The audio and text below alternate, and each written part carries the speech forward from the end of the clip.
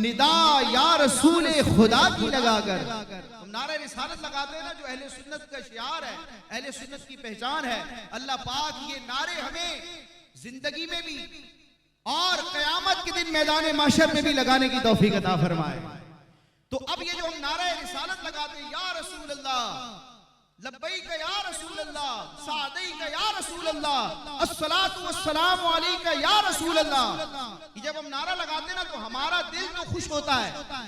عاشقان رسول تو سن کر مسرور ہوتے ہیں، لیکن کچھ لوگوں کے لیے یہ نعرہ قیامت کی مانند ہے، ان پر قیامت گزرتی ہے. ان کی کیفیت کیا ہے؟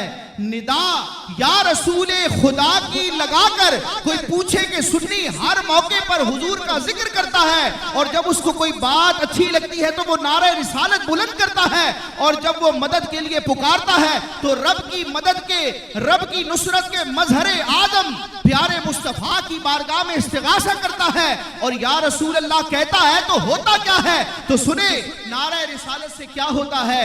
ندا یا رسول خدا کی لگا کر قیامت ہے منکر پہ ہم ڈھانے والے.